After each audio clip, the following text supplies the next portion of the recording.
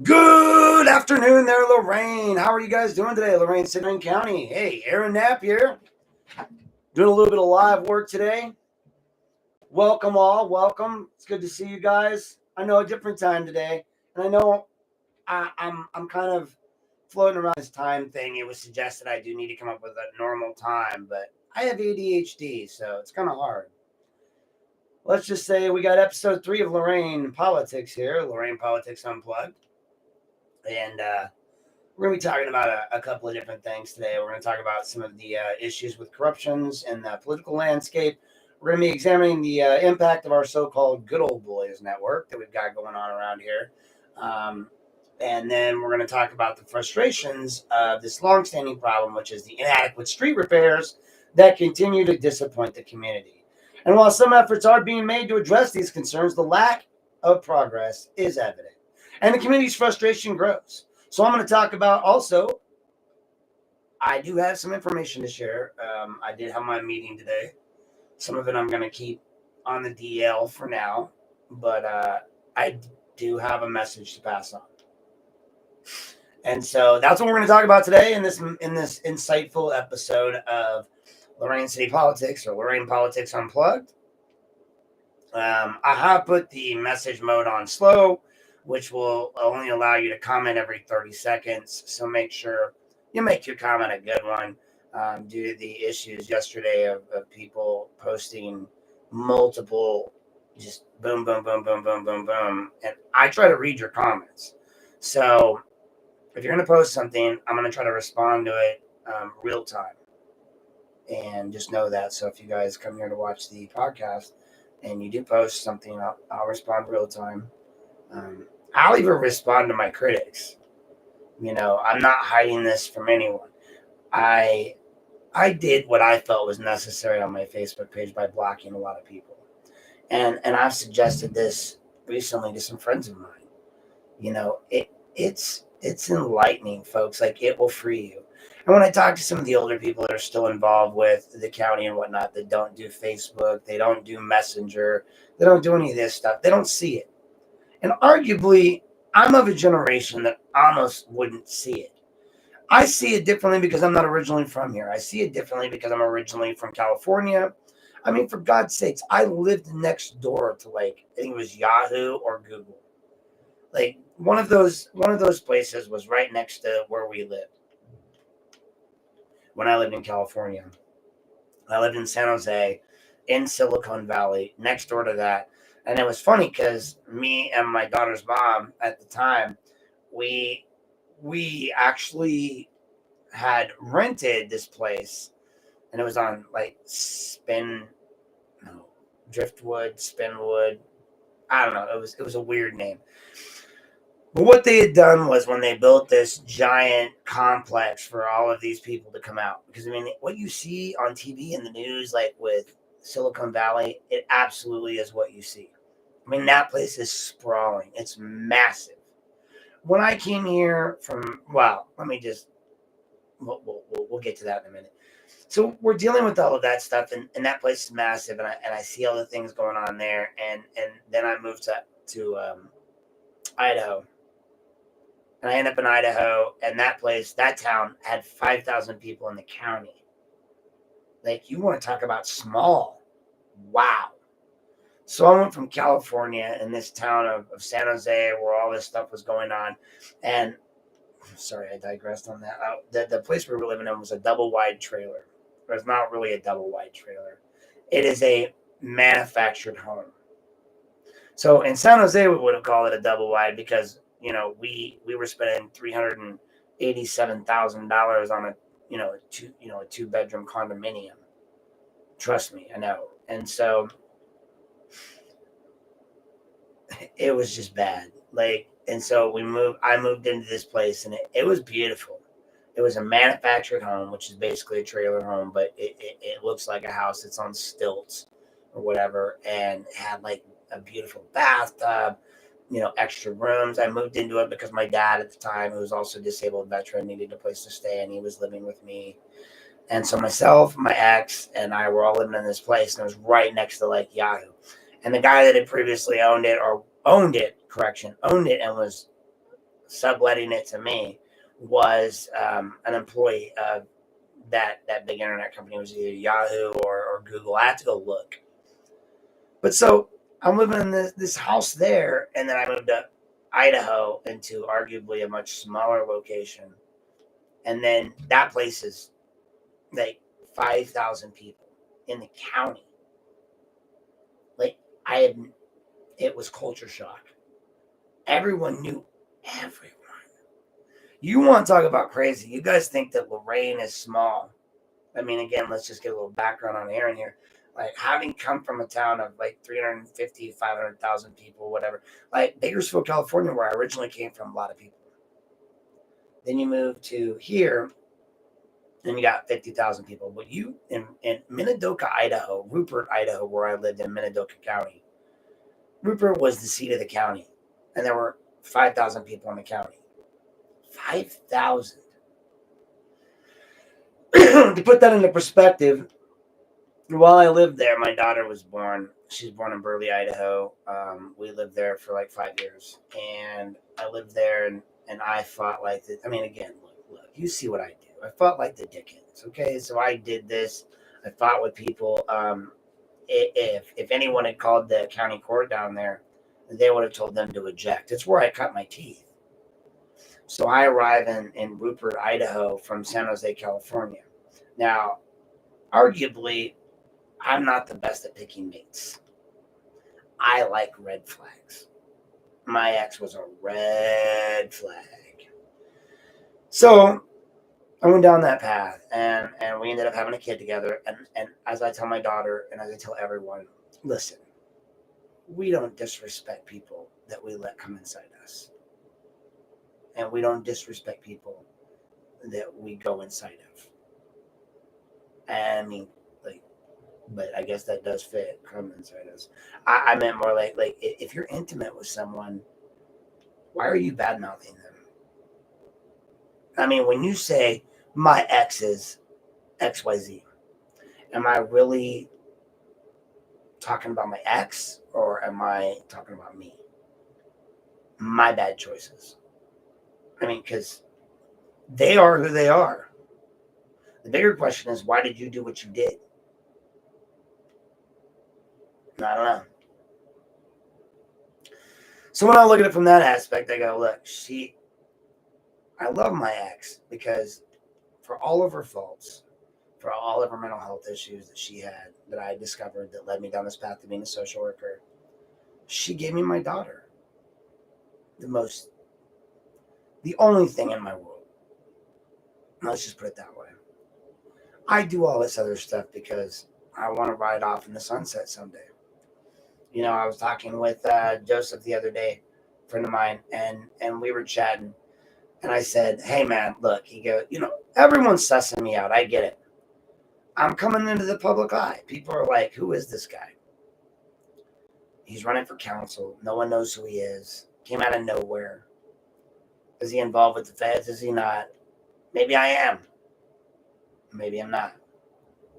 I can't tell you guys who or what I'm involved with.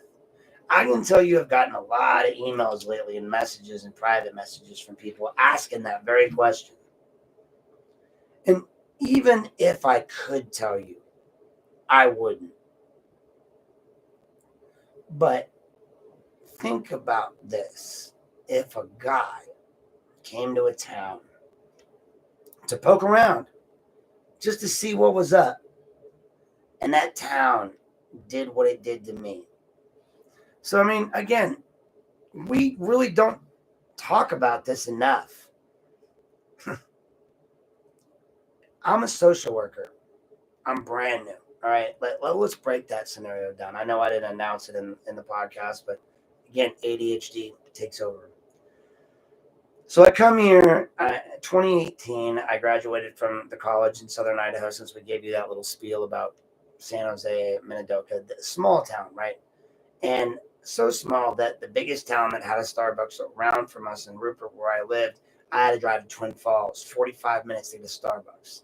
Now, I want you to imagine, for somebody that lived in San Jose, California, Like we were next to Oregon, or Washington, we were the freaking Starbucks mecca. You could walk a block and hit a Starbucks. I mean, there would be one and there would be another, and they were within walking distance of each other, and they both had lines. So let that sink in, guys. They both had lines at Starbucks within a block of each other. That's how many people there were. It was massive. For me, it was overwhelming because at that time I didn't understand what PTSD had done to me. I craved the attention that I seek, but I also hated it. I don't like being in crowds. I don't like people touching my back. I don't like any of that. And so we end up in these scenarios where I'm uncomfortable and I don't react the way that normal people react in society. And so it just becomes problematic. And then everyone thinks they suddenly are calling me crazy, unhinged, as James likes to say. And I'm just like, listen, if we're going to do this, we're going to do it right. So I do everything full disclosure. Everything with James, everything with all these scenarios, I've been right up front with everyone. And so I think it doesn't get said enough that I came here as a social worker. And I graduated from a junior college in Idaho. I came here to go to college. I went to OSU. At the time, the love of my life, Jennifer, who lived in Avon Lake, was coming out of a divorce, and let's just say an opportunity arose that I couldn't refuse. We went to Vegas together. I had one of the most amazing trips I've ever had in my life. Like, this trip to Vegas with this woman was something that you would make a movie about, right? Like a once in a lifetime opportunity. We went together. We had an amazing time together. We made the mistake of trying to make a relationship out of it. Well, she did. I didn't, because she's pretty. So, in the grand scheme of things, this looks good. Not like that, not together. You need a different top with it. I feel like it looks good. Maybe I love the skirt, but I mean, if you want to look like your teacher or you want to look like you're 50, that looks great. I love it. As your dad, it covers everything. It's below your knees. It's beautiful. I think it's pretty. I think it's pretty too. But I'm going to tell you,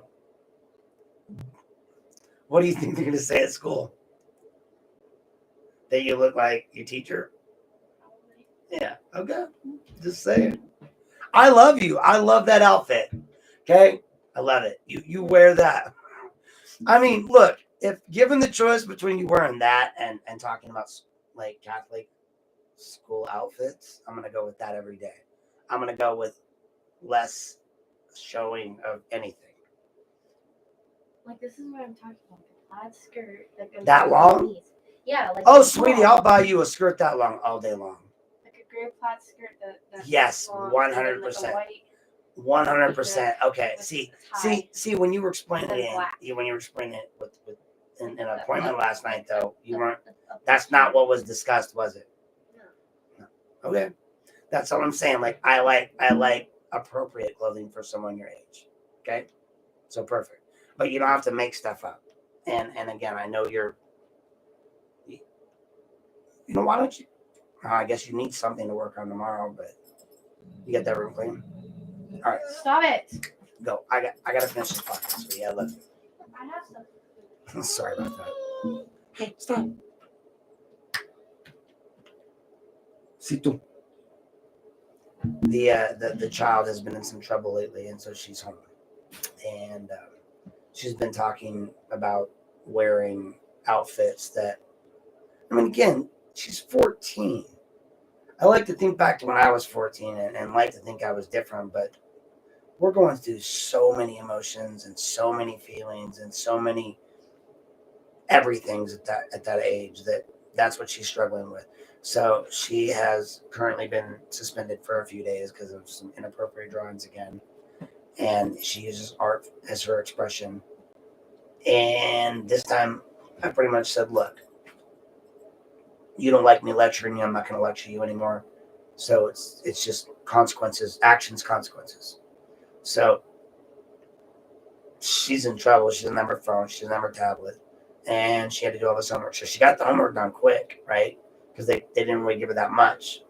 And if you really look at what they get in school, it's not that much considering that most of it's socialization. So she got it all done because she's smart.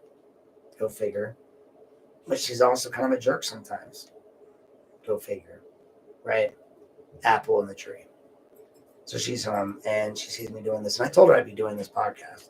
So one of her things lately has been to come in and interrupt this, work, whatever. Because I also work from home. This is my office. So I mean, like, you know, I chill out here. I do my work here. I have stuff over there. So that's where that came from. But yeah, she wanted to wear, like, the way she was describing it to her therapist was like, I mean, she said, I want to wear, you know, because I've been talking about sending her to Lorain Catholic instead of Lorain High School. And she was like, I want to wear a Catholic outfit. Like, that way I don't have to decide what to wear every day. And on that level, it sounds great. But when she starts to describe it, she's describing it to the therapist in a different way. But what she just described to me is perfectly appropriate. But that's what we were talking about, was like knee length, right? Like, you're too young to be. Anyway, I digress because she came in here. So I forget where I was at with that. Anyway, so social worker comes to town, working at Crossroads as a therapist, working with juveniles in the county, trying to help, running my way around, seeing things that arguably newer practitioners, and this is what throws people off, is that I'm a newer practitioner. So I got my degree. I graduated in 22. It's 25. Like, I'm still new at all the social work stuff. So I saw a lot of stuff going on that I didn't like. Something I will share about my meeting today was, as I said to them, it grossed me out. I came from California, where it's hard to see this stuff because it's so big. To go to Lorain, where it's on a moderate scale, but in Rupert, it was bad. Like, I'll give you how bad it was. We talk about nepotism. We talk about crossover. We talk about conflict of interest. So everyone wants to talk about my custody battle. Well, let's talk about, like, one aspect of it, one little aspect of it. When all this happened, and I moved to Ohio to go to OSU, which was the end result. That's where I was at with the Jen story. The end result of that was, it was a ADHD. It was a great vacation. We tried to make a relationship out of it, and it failed. I have a child that I love dearly, that I love more than life itself, that I was in the midst of a very, very desperate custody battle with, because mom has some issues. And I arguably drove right ahead, didn't care, because I don't see people for their faults. I see them for their strengths. That's why I'm a great social worker. I don't look at so when I come after, no, don't get distracted. So anyway, so we end up moving forward with all of this stuff. And I ended up getting custody of the child finally, after a very long and protracted custody battle. And now she's here. And so we're dealing with all of that on the daily. And it's really driven everything I do. So I went to OSU. I got the degree. I loved OSU. Loved it. Like, that place is amazing. I would go by and just touch Stillman Hall, the social work building. So anyway, we rolled through all of that. Now we're here. Another little soft story to kind of intro me, but the bottom line is we're going to look at this. So I spoke to Mr. Nietzsche today in regards to Mr. Hall, and I'm going to say this and this alone. That he made it very clear to me. He is the county's lawyer for the sheriff's department. And he wanted me to pass on some messages. One, so in the midst of all, I'm only going to address this once, because I love this guy, okay? Like, I love Jack, but again, I've said it 1,000 times, we're not buddies. Like, I supported him in the election. And people have come along like info and said, you won't go after anyone you like. I don't like Jack. I love him. And because I think what he represents is amazing. Did it bother me a little bit that the pictures were posted? Sure. But, that what I did and then took down has been addressed and is easily addressed and was easily addressed in the moment. Sort of social stuff. See, I'm going to get distracted again. Where was I? Help me out, Janine.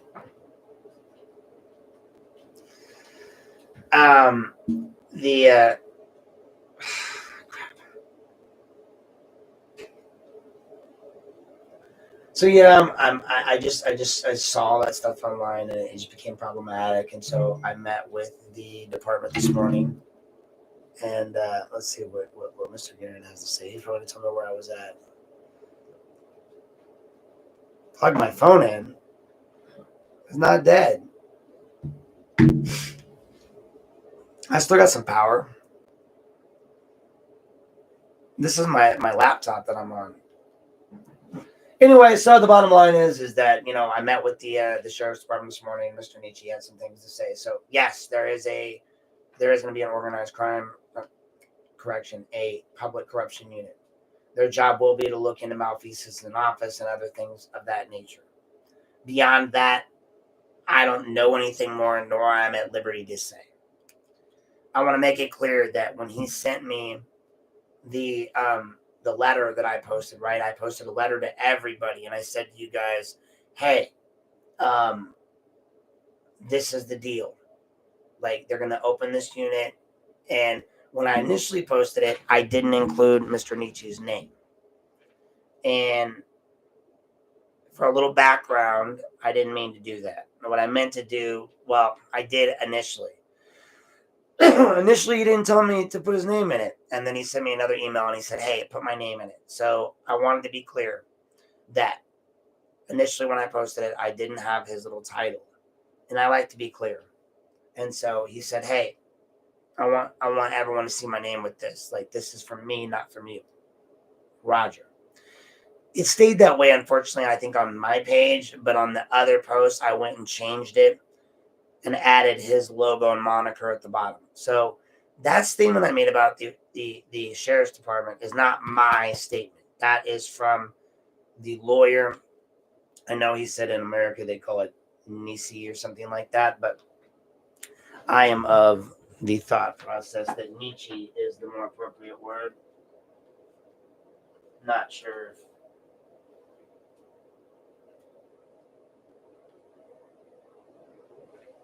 well, somewhere in this midst of books here is a Nietzsche book. I love Nietzsche, and so I love his name. And so I met with him today. I said, I love your name. Like, I love Nietzsche, so I'm going to call you Nietzsche because he's a wise man. But he wanted the name attached with it, so I said, hey, here you go. So we attached his name. He's the one that put out the sheriff's organized crime thing. He's the one that is letting us know and wants us all to know that while this is in play, it also takes time. It's not going to happen overnight. So Jack's only been in office since January. You're not going to see an immediate result out of what he's doing. And on that note, this is the only thing I'm going to say about this because I'm done with the matter. I didn't like the portrayal of those photos online. And a lot of people didn't. And a lot of my viewers, whatever you want to call it, were upset about the vacation. Yeah, they were upset about the photos. So they started messaging me and they made comments like, the optics on the matter. So I had posed a question and I had stated that before I deleted the post because it got a little out of control, that Jack would answer the question upon return. And he did. So I'm going to say this clear once for everyone in the back to hear. and it's the only time I'm going to say it. Jack Hall paid for that vacation on his own. They paid for it in 4 installments, and they showed me the pictures. So for those that asked me about that and said, what's your boy doing? First off, he's not my boy. We're not friends. I didn't go fishing with him last week. I wasn't on that vacation. We don't hang out. I'm not his boy. Okay? I am a voter. I am a constituent. He is my sheriff. Do I love the man? Yes. And not as some would say, and whatever. Again, not that that's wrong, but not in that way. Like, don't worry, I'm not trying to steal your husband, Joy, as Tia would say. But I love what he represents. I love what his office represents. And when those photos came out, it cut me to the core. Not because it wasn't me in the photos, but because it was Jack in the photos. And because the perception that was being perceived. And I had someone come to me right off the bat and say that. And I was like, look, they're Republicans. Like, I know you think they're the enemy, whoever this was, one of my many, many people that emailed me, but they're not. Jack's friends with him. What he does on his vacation is what he does. But then it was posted online, it was posted in the Sheffield page, and it was posted with the monikers of this other group, and it just started looking really, really bad optic-wise. So I made a comment, and then there was an interaction between me and someone close to Mr. Hall, and that interaction didn't look great, and I stated that for the record. And so, for the record, it's all done. But for those that would say that I don't call out my friends, and even though I just said he's not my friend, he's not, but don't call out people that I support, I do. This was an easy call out, and guess what? It was an easy fix. By showing me the receipts of the trip, I can verify to these people that think this group is bad that this trip was planned months in advance, and that Sheriff Hall did not accept anything from anyone, as may have been suggested through my questions. It was not meant to be suggested. It was meant to be asked and answered as it was. And this is one of the points I made with a lot of people. Like I spoke to Jack Bradley, funny Jack. But I'm speaking to Jack Bradley about, some stuff once before, and he was like, well, you challenged and you lost or whatever. I was like, I didn't lose. I don't lose when I challenge my government. You lose when you don't challenge your government. You lose when you allow people to walk all over you without asking questions. Now, I've done this for others, and I've said I'll do it for anyone I love. I'll throw myself on that grenade. Better that I ask and answer those questions than someone else to Jack. So I did. And I get it. Some people didn't like it. I get it. Maybe people really, really close to him didn't like it. And some people that support him still don't get it. They don't even understand what goes into the smoke and mirror show of politics and to make things happen and to achieve goals and to come to conclusions that are beneficial to the entire community. This isn't about me. It's not about Jack, and it never has been. It's about our community. I'll never make it about me. Like, as I said to someone recently, I will get on my Harley and ride off in the sunset at the end of the day in 13 and a half years when I retire. I will put on my cowboy hat over there on the wall, and I will ride off in the sunset.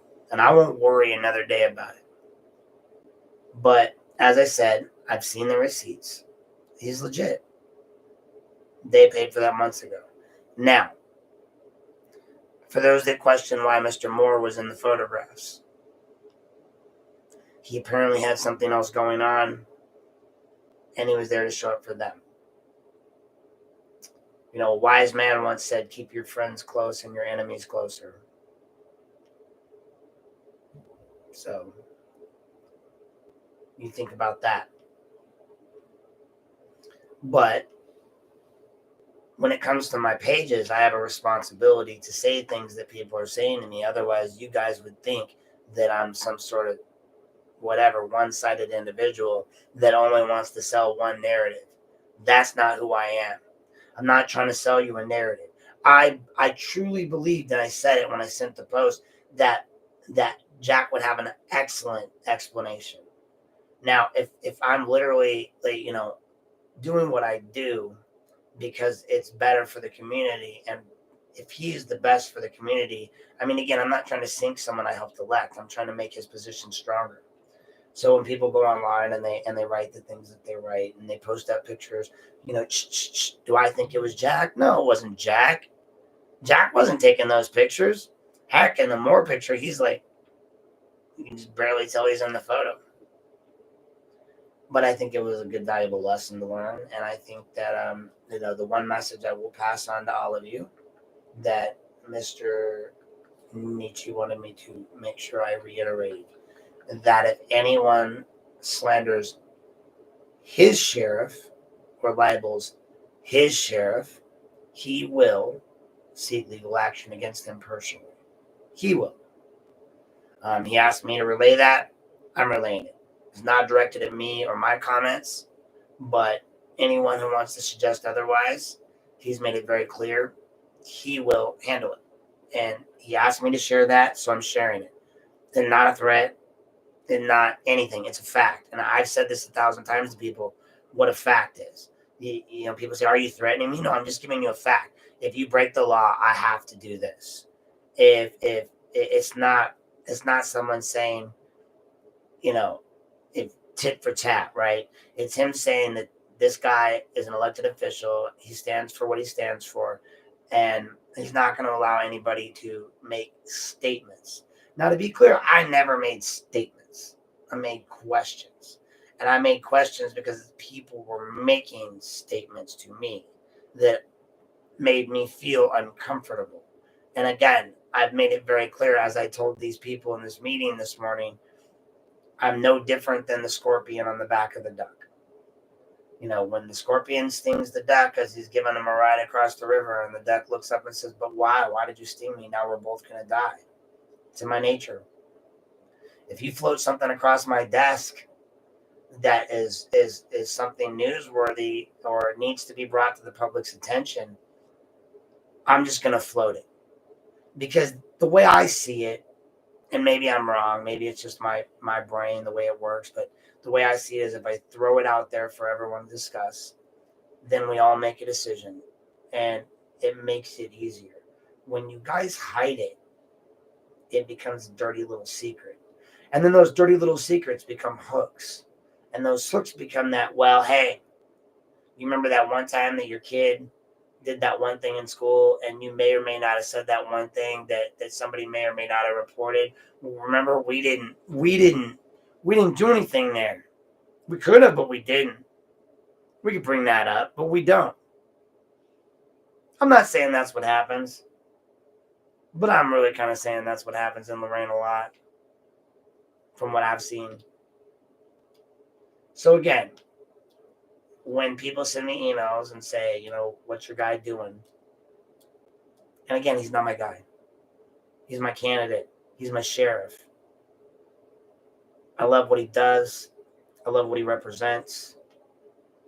And I love that his lawyer came right out and did exactly what I said he would do, and provided proof. So I'm not going to show it to you, but I'm just going to tell you it was shown to me. And I was like, man, right? Like, I just needed the questions to be asked and answered. And they've been asked and answered. But at the same time, I really feel like maybe certain Republicans who support him should really tone it down and really stop coming after me. Because if you really want to play that game, we can play that game. But I'd rather not. So please stop posting stuff. And if you're going to say my name, spell it right. It's Aaron, not Ayron. So anyway, that's that. That's what Mr. Nietzsche said. And to reassure all of you in Lorain City and Lorain County and otherwise, that the sheriff is very clear on his promises, that he plans to follow through on all of those corruption promises, that he will be investigating. But as Mr. Nietzsche has said, and as I agree, it does take time to do all of these things. It's not something you're going to complete overnight. They are recruiting. You can't recruit from within, you have to recruit from without. Beyond that, they are not at liberty to talk about it, nor would I want to talk about it, because it's not something to talk about right now.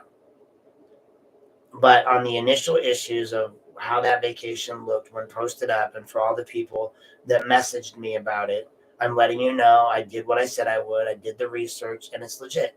He and his wife paid for it. Someone else took those pictures, and they used those images to benefit themselves, not the sheriff. The sheriff in no way was, trying to promote the lunch bunch, nor did he intend for his vacation photos, which should have remained private, to promote the lunch bunch.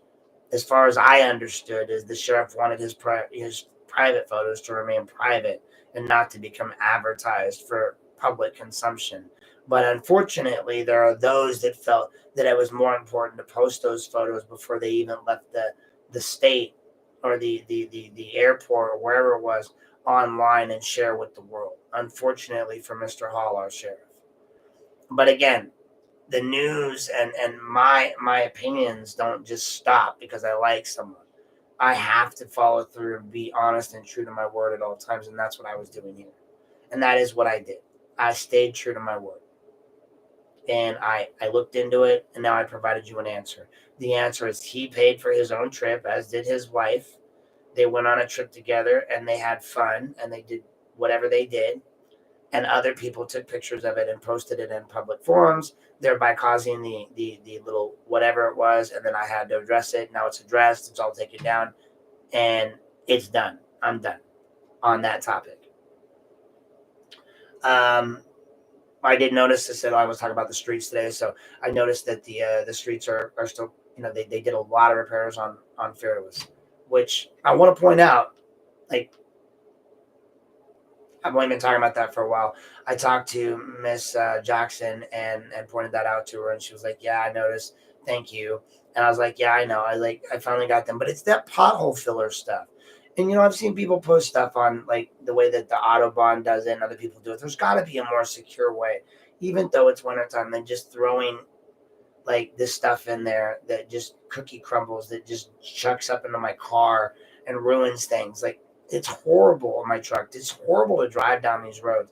And I get it. You guys did do the patches. I thank you. Thank you very much for doing the patches. But for God's sakes, they're just not enough.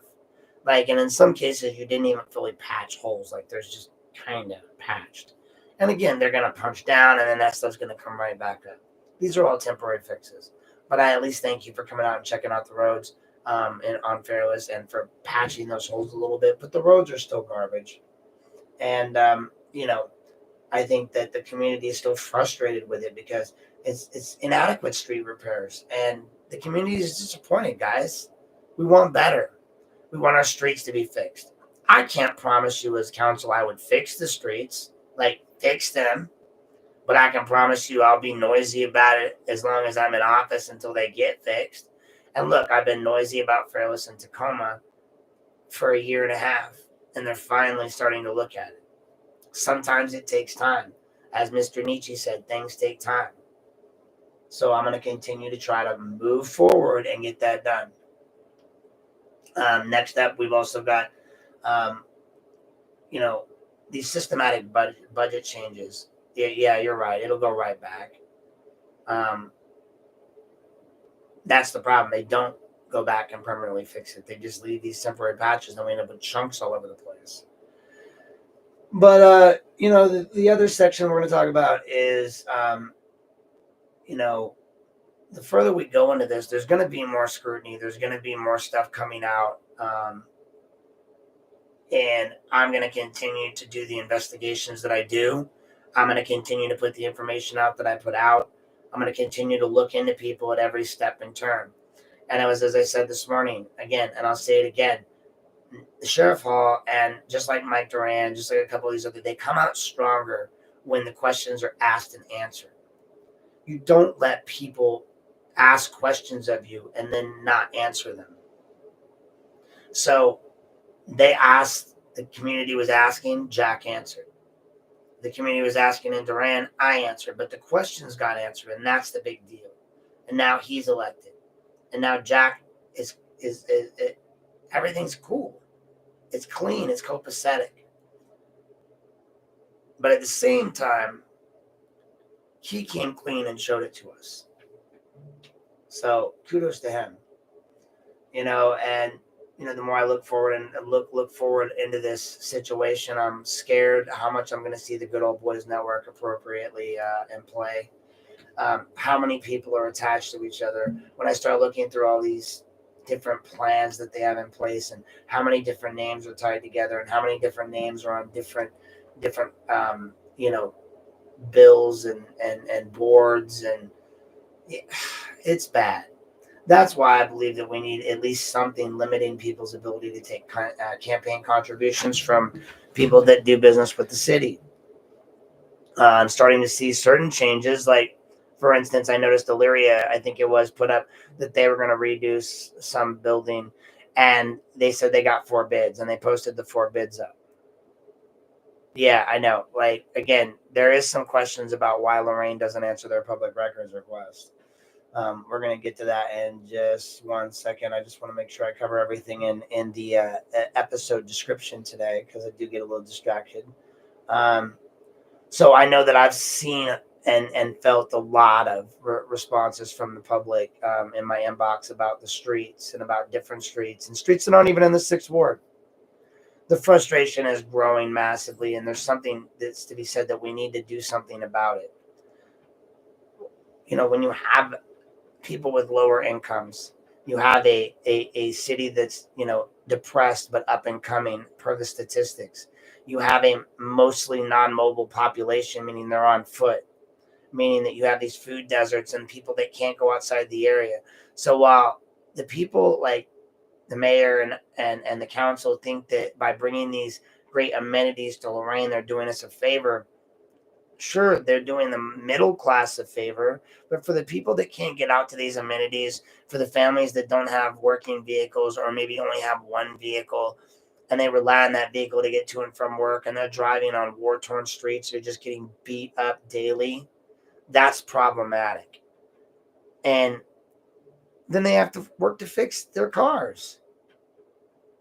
And sure, I get it. There is crime in Lorain. But when you look at those cities I was in, and then I look at this city, and I go, okay, you do have crime. And when you look at it per capita, sure, it is what it is.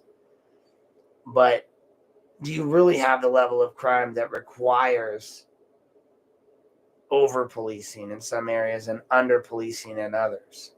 I feel like if we were spread that police force out a little better, if we were to have better, more open-minded leadership, and again, multiple people have suggested community policing, which we never hear enough about.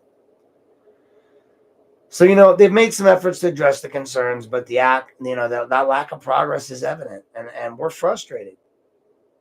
And it's not okay. It's not. So moving forward, we're going to have to see some systematic changes within Lorain. Here in the next 15 minutes, I'm going to finish this podcast up with some talks about that and discussing the changes and the challenges that we're going to face as a city if we want to move forward and see necessary steps for change. And as Garen, one of my viewers here, points out pretty well, and his wife Janine say, we talk out first, like, so with the city streets, they temporarily fix it, but then they don't go back and they don't permanently fix it. I reported 83 potholes myself as a citizen on their websites and their apps. And then Lorain doesn't answer, waiting for Springowski to provide videos for over 2 years. He's correct. The videos from her phone that she took while she was on, as a public official become a public record. And they don't provide that. And then you ask for documentation and they don't provide that.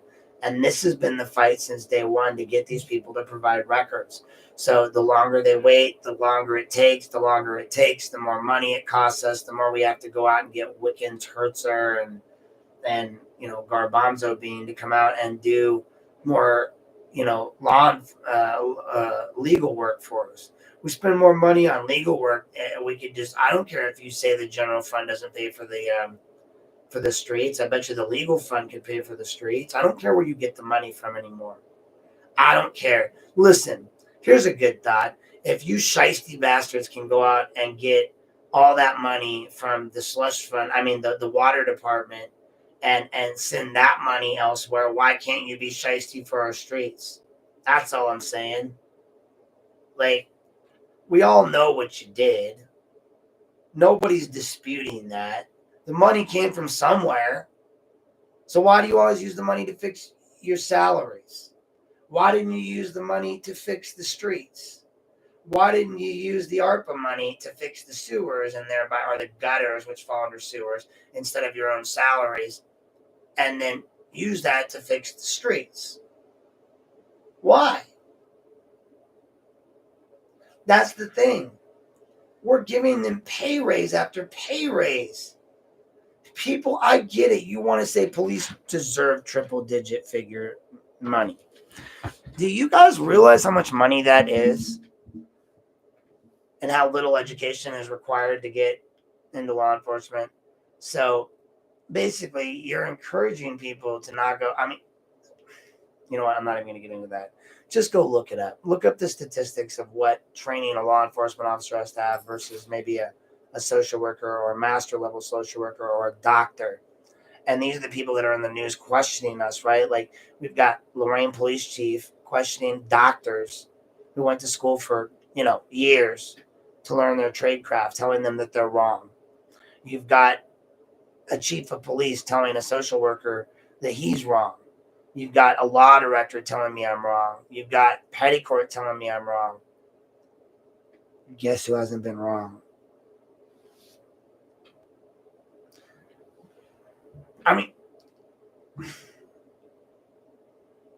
Love me or hate me, I'm not wrong. And the problem is not that they're not smart guys. The problem is they've gotten so used to coasting. They've gotten so used to just doing whatever they want, whenever they want, for whoever they want, however they want, that they've just gotten used to doing it. And while they may think that nothing's a coming, things are a coming.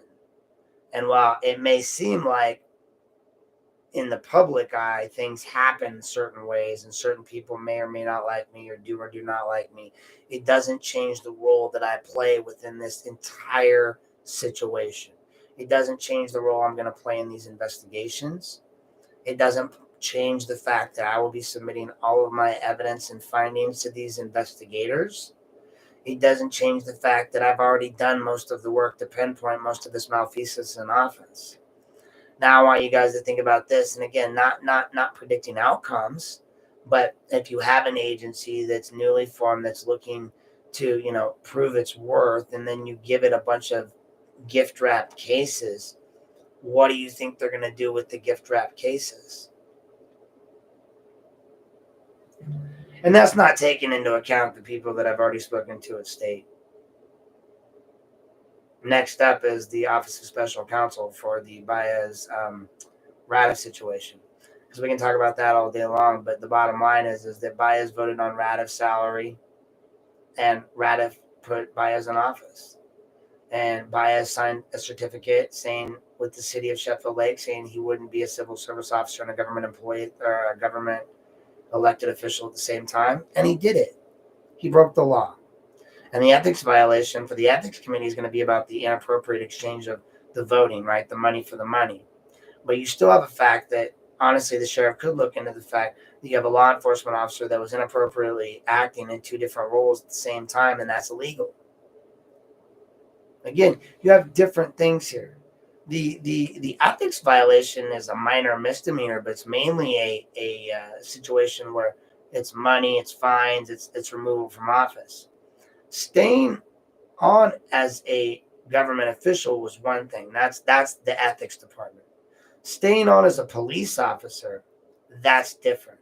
And if you're the chief law enforcement officer in the county, you have the obligation to investigate whether this officer was acting inappropriately. And if you question every vote he made while he was a councilman, then you must also question every arrest and every ticket he made while he was a police officer. And this is why we don't allow these things. And I've heard people discuss that. Why does it matter? Well, that's why. We have laws preventing it. Just because people don't like something, just because your opinion differs from it, doesn't change the law. I don't give two craps about your opinion. It doesn't matter. Say that louder for the people in the back. Your opinion doesn't matter. Any more than my opinion matters. It's my opinion. And opinions are like a-holes, and everyone's got one, and I am one.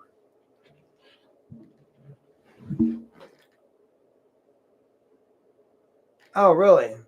So Sheffield Lake just denied records request for employees' duties, wages, and hours required, and we just got the email back. So it looks like we'll be going to the Court of Claims against Sheffield Lake. So bravo, Sheffield Lake, bravo. We can take care of that. That's perfect. I love you guys. You're so predictable. These people are so easy to predict. They're so easy to puppeteer into doing this. So you're going to puppeteer your dumbasses right back into another lawsuit so we can involve Sheffield Lake into it too. Man, you guys are stupid. I'm just going to point this out. You've been so used to doing what you want for so long that you've gotten really lazy. And you don't even try to hide it anymore.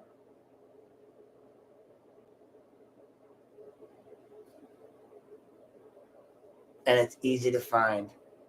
I'm still passing it all up the channel. I still have my ties at state. I have my ties at federal. And now I have my ties at county. And I know everything. Go talk to, when I'm sitting in meetings with people and I bring stuff up, they're like, how do you even know that? I don't know. How did Lorain City Police know about my conversation at the school? Because they know stuff. Because they listen in. Because they watch people. I get it. It's a game that everyone wants to play.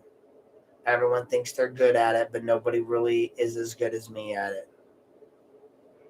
So I'll say it again. Like, if you guys at the Lunch Bunch want to keep coming at me, it's not going to end well. It's just going to not. It's not going to end well for either of us.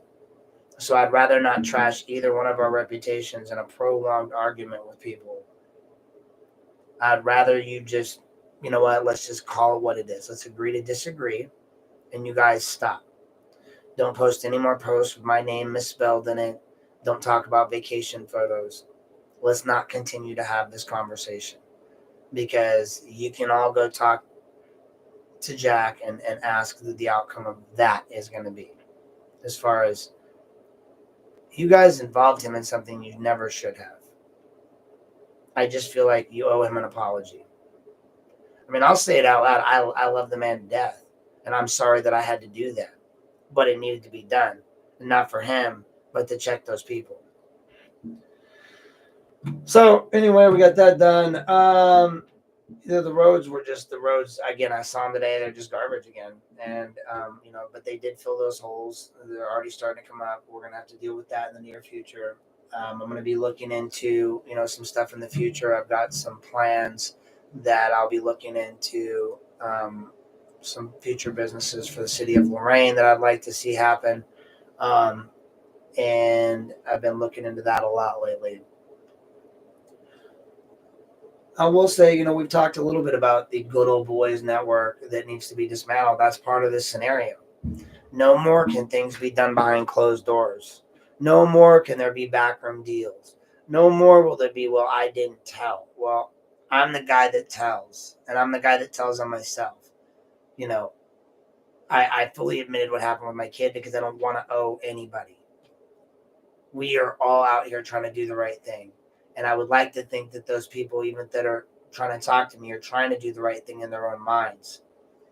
But we're not going to bring my kid into it. And if you do, that's on you. But I promise you, in the grand scheme of things, if you really want to have that fight with me, if you really want me to turn my intelligence and my brain towards you attacking my kid, may the odds forever be in your favor, I guess. Because I've already shown what I'm capable of doing, finding and investigative reporting.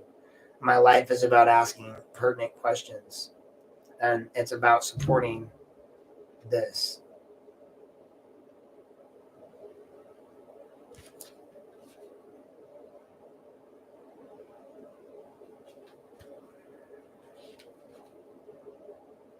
So you can bring somebody in that was once here, that works in another city and lives in his dad's house, and you can have him take the place of the guy that was illegally in office, and you guys can do whatever you want as far as coming at me, but I recognize truly how scared you are of me. And so that should ask everybody the question why I've been in the newspaper. Why, when Jane's talking in her newspaper article, she's like, "You're so worried about Aaron." I'm Aaron. So I'm in the midst of all of this stuff. Now I want you to imagine I went to the Supreme Court of Idaho. I fought all those battles. I currently have custody of my daughter. Everything that I say, I remember, I plan. I'm not doing any of this willy-nilly. I have a game plan. I've had one since the beginning. It's all about community change. And when I'm done, I will hop on my Harley and I will ride the hell out of here. And I will put on my cowboy hat and I'll be happy trails to you. We'll never meet again. Happy trails to you. I'll never see you again. I won't care about the weather. I'll be in Texas.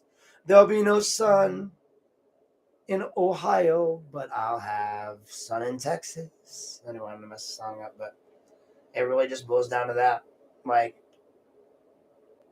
And that's the bottom line. Yeah, I will mouth up on council. I will hold these people accountable. I want you all to think about this. What you get with the people you have in office right now. So is that what you want? You want two Demakias. You want, everyone that thinks alike. The idea behind good governance is to have a mixing pot of people that all think differently and that can come up with outside the box solutions, especially in a town that's struggling to make ends meet. So I would, finish this podcast up by challenging all of you to say, would it really kill you to put one Republican on council? Would it really kill you to put a guy like me? Maybe I am a little bit of an a-hole, but I'm going to hold him accountable. I'm going to hold me accountable. I'm going to hold all of us accountable. I'm going to square this stuff away. I'm going to follow the rules. I always follow the rules, or at least I try to. I try to never, I try not to, tell lies, or at least, I always try to tell the truth, or at least I try not to tell lies. These are the things that I believe in. These are the things that I will continue to believe in. This is the fight that I'm willing to fight. I have no attachments to the people that other people have they can use against them. The only person they can use against me is my daughter, and they're already trying that, in my opinion, and my work. And they've already called my new work, and they called my old work. And I want you to think about that. Why do I scare people so much that they need to call my place of employment and consistently try to get me fired? James McCann did it, our chief of police. And then seriously, and then they try to do it again at my new job. I don't know who called this time. I don't even care anymore, because this time I'm my own boss. There's nothing, you're calling basically me. I got the message. So again, yeah, as Garen would say, ask for public records. 149.43. Simple as that. Just ask, guys. Just go ask. Ask.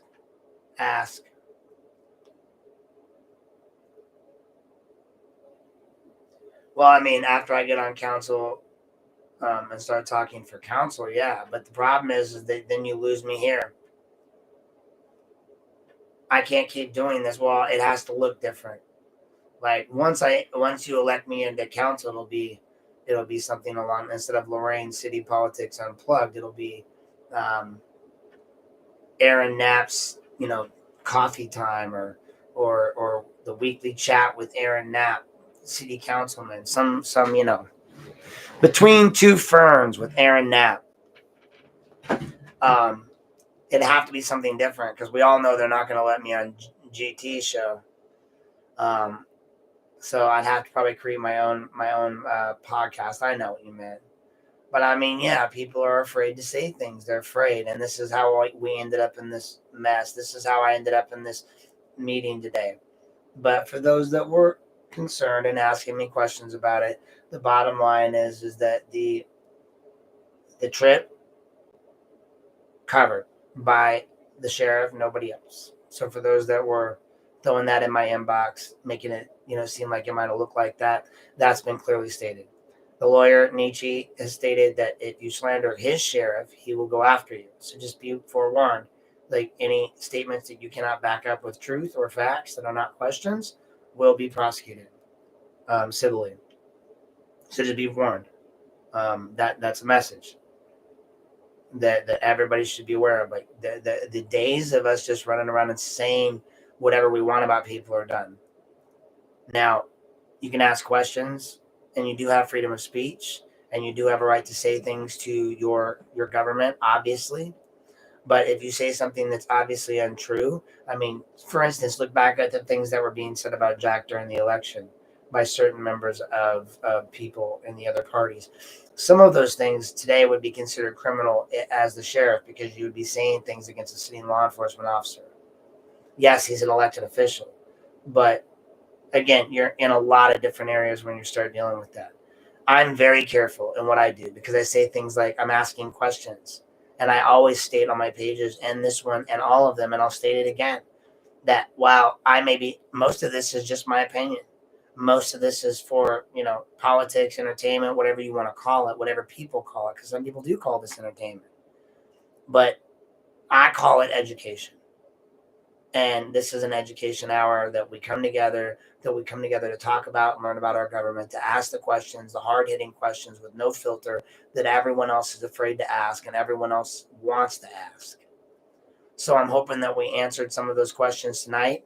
Just know that the Lorain Police, or the Lorain County Sheriff's Public Corruption Unit, is working towards filling their entire staff, and they are working diligently to get things done. The sheriff is working diligently to get things done.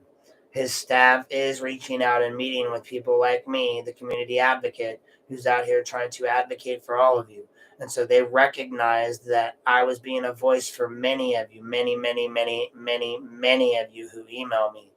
And this message is to you.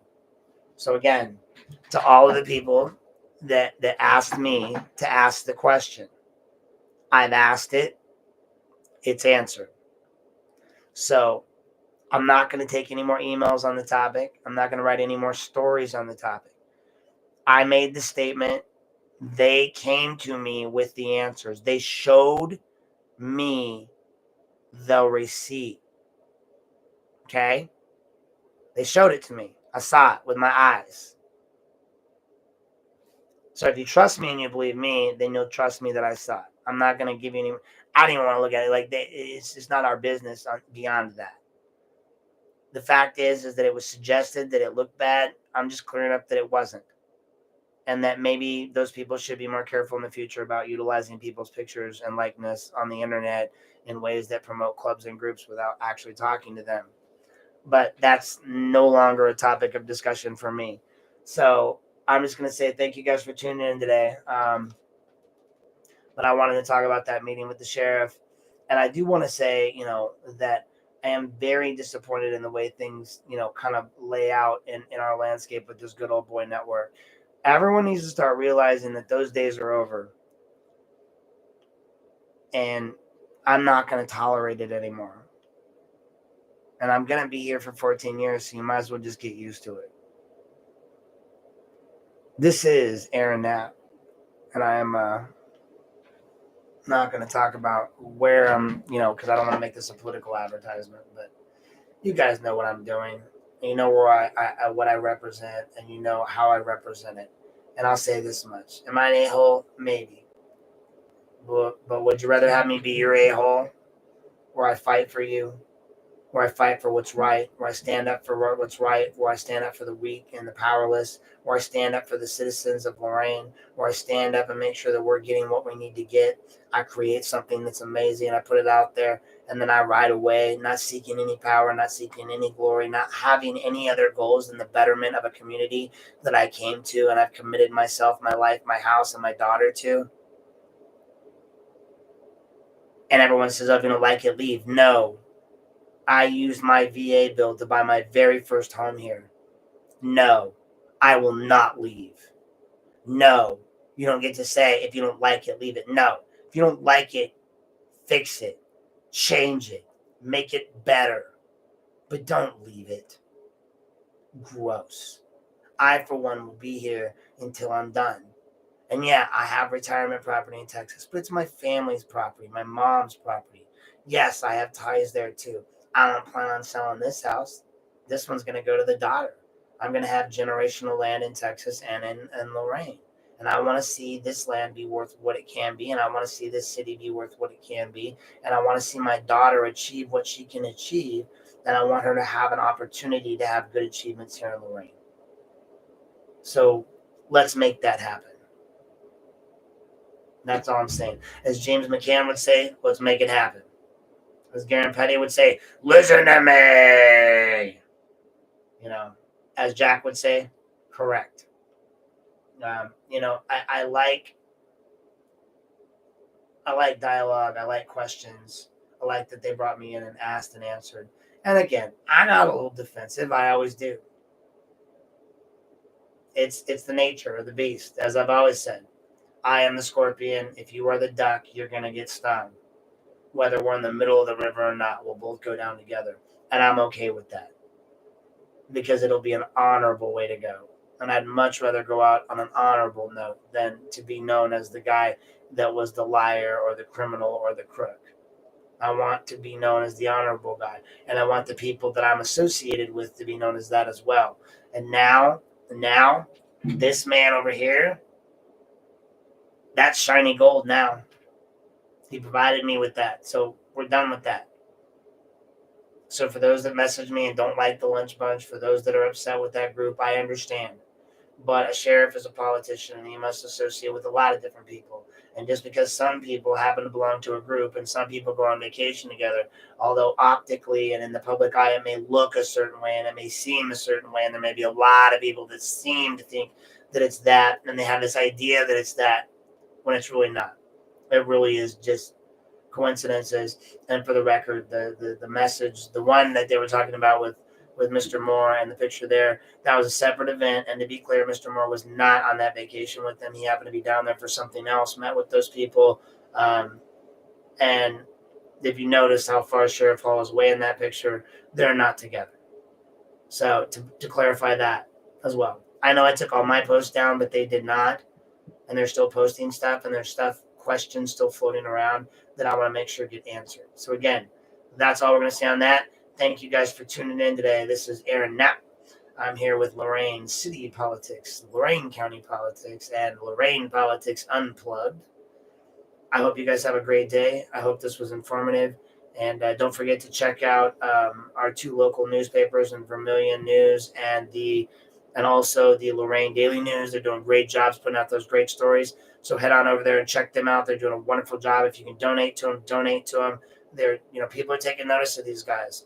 People are asking questions, And so a lot of people have been asking me about Joseph lately and what he's doing and who he is. And I'm going to tell you this, guys, I support what he's doing. I think he's a patriot.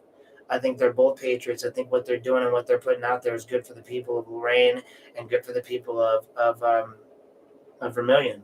And more news is better. More outlooks, more ways of seeing things is always going to be better in government and news and everything. Broaden your horizons. Be diverse. Be open-minded. Don't assume because someone's a Democrat or Republican, they can't represent you. Don't assume because someone is a Democrat or a Republican, they can represent you. Don't vote party lines just because you think that someone's going to be, because don't vote D just because it's a D or R just because it's an R. Like, you need to vote your conscience. It's a kingdom of conscience or nothing at all, folks. And if you end up electing me, that's what it's going to be. And one thing I can promise you, I'll read everything. So thanks for tuning in today, guys. Went about 10 minutes over, but thank you very much. You make it a wonderful day, and we'll see you next time. I'm going to work on getting something more of a consistent schedule down as I continue to move forward with this. I'm getting a new USB port so I can plug more stuff in and do a little bit more. But in the meantime, I'll try to keep you posted on when the next podcast is going to be. Otherwise, you can always watch them, after the fact, not live, but in production after they've been put up. So thanks for tuning in today, guys. I appreciate you, and make it a wonderful day.